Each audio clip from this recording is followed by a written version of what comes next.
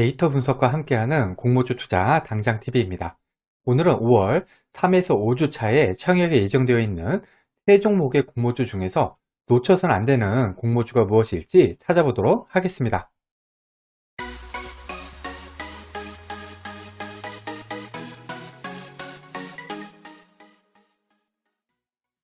구독, 좋아요, 알림 설정은 저에게 큰 힘이 됩니다. 먼저 5월 3에서 5주 차 청약 캘린더입니다. 모든 청약 일정은 변경이 될 수가 있습니다. 5월 16일에는 가온치수 환불일, 5월 17일은 테린페이퍼 원스토어 환불일입니다. 5월 17일에서 18일은 하나금융 22호 스펙 청약이 예정되어 있습니다.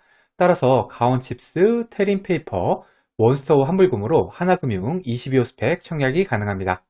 5월 24, 25일은 청당 글로벌 청약, 5월 30, 31일은 비플라이 소프트 청약입니다.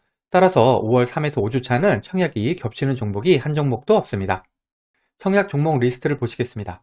하나금융 22호 스펙은 스펙주고요. 청당 글로벌은 글로벌 이커머스에다가 뷰티 제품을 유통하는 업체입니다. 비플라이 소프트는 미디어 서비스 플랫폼 업체입니다. 스펙주는 공모가가 2,000원으로 고정이죠. 나머지 두 종목은 공모가 상당 기준으로 청당 글로벌은 9,600원, 비플라이 소프트는 19,000원입니다. 그런데 비플라이 소프트 같은 경우에는 기간 수혜 즉 결과로 공모가가 19,000원보다 낮아질 가능성이 매우 높습니다. 공모 규모는 하나금융 22호 스펙은 100억, 비플라이 소프트는 190억으로 작은 편이고요. 청당 글로벌이 그나마 609억으로 가장 큽니다. 그러면 청약 종목들 업종부터 비교해 보겠습니다. 하나금융 22호 스펙은 스펙주입니다. 스펙주 같은 경우에는 공모주로는 보통 5에서 10% 정도 수익을 준다고 생각하면 되겠습니다. 일반 청약 종목인 청당 글로벌하고 비플라이 소프트는 이커머스, 미디어, 플랫폼과 같이 공모주 시장에서 관심을 가질 만한 키워드를 가진 종목들로 업종 자체는 나쁘지는 않습니다. 다음은 공모 규모입니다. 공모 규모가 클수록 우리들이 청약을 해서 받을 수 있는 배정 금액이 많을 수가 있기 때문에 수익 측면에서 유리합니다. 하나금융 22호 스펙 같은 경우에는 공모 규모가 100억인데요. 100억이면 스펙주로는 보통인 편입니다. 비플라이 소프트는 190억으로 코스닥 소형주에 해당이 되고요. 청당 글로벌이 609억으로 코스닥 중형주에 해당이 됩니다. 구주 매출 비율입니다. 구주 매출이 높다는 것은 공모 금액이 기업이 아니라 기존 주주, 즉 구주에게 간다는 것이기 때문에 구주 매출이 높은 것은 공모주로서는 단점에 해당이 됩니다. 하나금융 22호 스펙 같은 경우에는 구주 매출이 0%인데요. 스펙주는 원래 구주 매출이 없습니다. 청당 글로벌은 8.33%, 비플라이 소프트는 10%로 모두 구주 매출은 있지만 그렇게 높은 편은 아닙니다. 상장일 유통하는 물량입니다. 상장일 유통하는 물량은 적을수록 상장일의 수급 측면에서 유리합니다. 하나금융 22호 스펙 같은 경우에는 기존 주주 유통하는 금액이 없고요. 스펙주는 원래 없습니다. 총 유통하는 금액은 100억, 83억입니다. 이 정도면은 스펙주로는 보통인 편에 속합니다. 청당 글로벌은 12%, 41%, 비플라이 소프트는 46%, 60%입니다. 이 정도 유통하는 금액과 비율이라면은 청당 글로벌은 나쁜 편, 비플라이 소프트는 매우 나쁜 편이라고 할 수 있습니다. 특히 비플라이 소프트 같은 경우에는 코넥스 이전 상장 기업입니다. 이렇게 상장이 유통하는 물량이 나쁜 것은 코넥스 이전 상장 기업들이 지니는 공통적인 특징입니다. 특이사항이 있는지를 살펴보겠습니다. 특이사항으로는 특례 상장, 코넥스 이전 상장, 환매 청구권 등이 있습니다. 이 중에서 특례 상장이나 코넥스 이전 상장은 공모주로서는 마이너스 요인, 환매 청구권은 플러스 요인에 해당이 됩니다. 이 두 종목은 특이사항이 없지만 비플라이 소프트는 코넥스 이전 상장 기업인데다가 특례 상장 기업입니다. 안 좋은 점이 두 가지나 갖추고 있죠. 청약 금액을 살펴보겠습니다. 하나금융 22호 스펙은 최소 청약이 10주가 아니라 100주이고요. 스펙주 같은 경우에는 증거금률이 50%가 아니라 100%이기 때문에 최소 청약 금액이 20만 원이 됩니다. 나머지 두 종목은 최소 청약이 일반적인 공모주들과 동일하게 10주고요. 최소 청약 금액 일반적으로 균등 청약만 하는 금액이라고 얘기를 하죠. 균등 청약하는 금액은 48,000원, 95,000원이 되겠습니다. 그러면은 이 세 종목 중에 어떤 종목에 관심을 가져야 할지 생각해 보겠습니다. 솔직히 5월 3에서 5주차 청약 종목은 그리 매력적이지는 않습니다. 우선 하나금융 22호 스펙 같은 경우에는 스펙주의 한계상 많은 수익을 주지는 못합니다.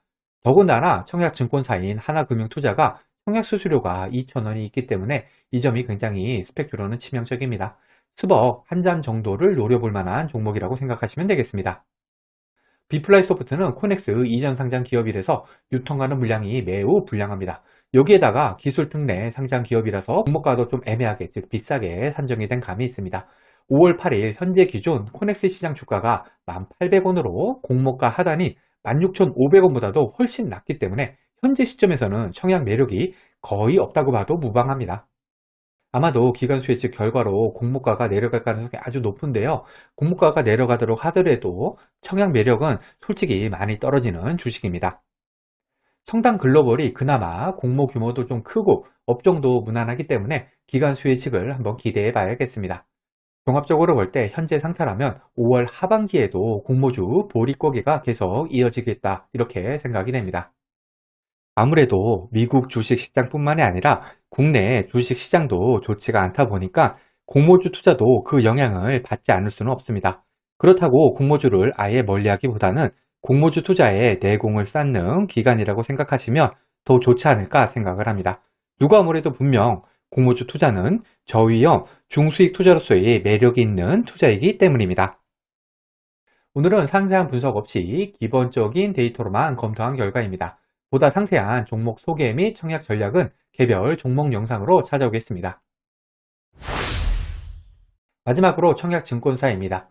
5월 3에서 5주차 공모주에 청약하기 위해서는 대진증권, KB증권, 하나금융투자, IBK투자증권 이렇게 4종목이 필요한데요. 청약 수수료가 IBK투자증권은 없고 KB증권은 1,500원, 대신하고 하나금융투자는 2,000원입니다.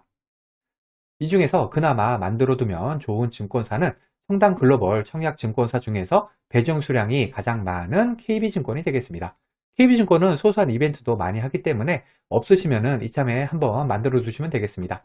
만일에 카뱅 계좌가 있다면 KB증권 같은 경우에는 20일 제한 없이 바로 개설이 가능합니다. 증권사 계좌 개설은 공모주 투자의 기본입니다.